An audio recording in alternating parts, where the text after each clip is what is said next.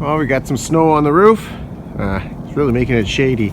There's not enough warmth to kind of make it come off, and until the sun comes out, it's probably going to stay up there.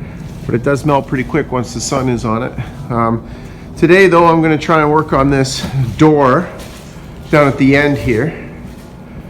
So I have this old door I'm going to try and recondition to make it work. I'm pretty sure this is the original door, but it took a lot of damage. So yeah, here we are. We're going to try and get that in. But in the meantime, I learned a trick from my friend over at Green Thumbs. Check his channel out. And what I'm going to do is, when I'm in the loft right now, there's no heat, so I can't use the bathroom otherwise, whatever. So I use a jar. I have no choice. So, but what I heard is what we're going to do is we're going to take it. I know this is kind of gross, but we're going to take it and we're going to go put it in the composter. And what it'll do is it'll help break down the composter, and as they say it could take 3 times as fast. So come on, let's go, guys. So we're just gonna go on down there and empty this golden juice, and that's pretty much it right there. Yeah, it's not too bright in here, but I'm up in my loft here. I was just camping out at the farm. And I brought all of my rose hips here. These are all the rose hips here. Be careful because of the hairs. They do make you itchy. So what happens when they get really hard is you can crack them almost like a nut, right?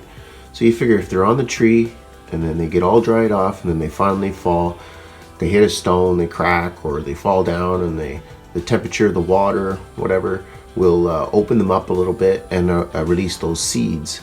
And you can see, get right in close there, you can see seeds that are tightly packed in there.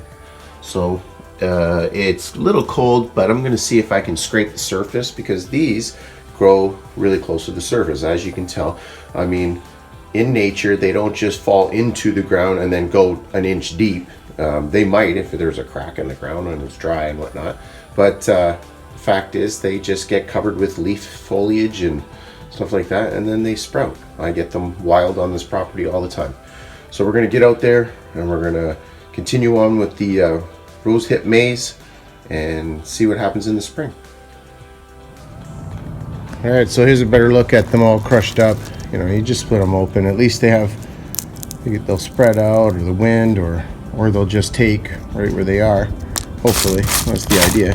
Then there's loose ones at the bottom here too, so you know, I'm not going to sit here and try and pluck every one of those out. I'd be here for a week doing that. So let's get over there. I loosened up some of the ground, and let's get over there and put them in. Okay, so I'm out here. You know, this is my rosehip maize. You know, it doesn't look like anything now, but it will.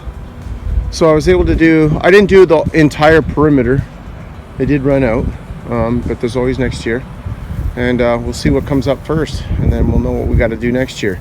But yeah, I just basically went down the line. I have these posts set all the way down, and basically I just kind of went in there with the seeds.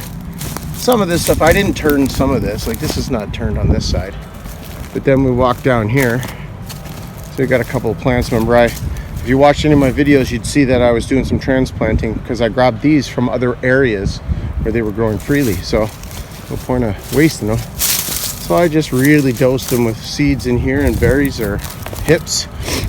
And here's my main mother right here. And she's what made me start this whole thing in the first place. Eventually I'll be trimming that, pruning it, you know, and I'll be doing a little topiary. So, which I kind of like. I like, you know, just because we're permaculturists and we like organic farming doesn't mean we can't have a little fun. So to me, this is my fun. So again, I'm just going down the line here, and there's seeds just absolutely all the way down the line. And over here is where I've turned the dirt a little bit over here, so you can see it's turned a bit. So the seeds should fall in. I'll let the wind and the rain and the snow do its business. So I basically went over here. This is the entrance right here. So this is the entrance. I got 2 posts here. And I'm going to grow wisteria on the outside of those posts, and most likely I'm going to get rid of this walnut because I'll be work against my rose hips. So and then I just did a little bit more over here. Now I haven't removed this. This is a privacy and or windbreak, and I haven't removed it yet because I haven't grown anything yet, but that's coming. So I'm all done here on the rose hips. I got to do a few touching up on the greenhouse there, put a few things up. I'm trying to get the track up for the door, so we're gonna get right back up there and get working on that greenhouse.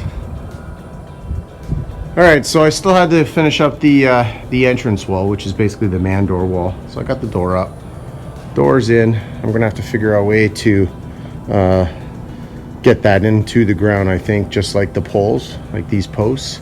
So I've extended the posts. I can't really do much right now because I got to do the welding right there to make sure it stays solid. And then, you know, basically I just set it up. So it's just basically set so I can get a good idea on what's flat. So I had to make that little coupler there, that little spacer. And I had to do that on both sides. So here we are on both sides. A little quickcrete for the post, but they don't have to be done right now. I'm not going to get this done anymore because there's so much. It's so cold and kind of wet. I doubt I'm gonna, like last week was perfect. I got some 7-degree weather, which I was able to put on all this glass, but then I ran out of glass. So this week I'm supposed to be picking up some more, the very last bundle of it, and then eventually we're going to do a little cost analysis of what this all costs. But yeah, you'll stay tuned for that video. But yeah, so I got that all set up. I'm going to get right back onto the track for the doors and see what I can get done today. Well, last thing before I go, don't forget to hit that thumbs up and subscribe to my channel if you like her. But I always like seeing comments down there. I like to have conversations, but I got my rail up now. I'm not going to hang the doors right now because the wind will just blow them around. And there's a difference in size now because I added 6 inches to all the way around. We're definitely going to have to adjust.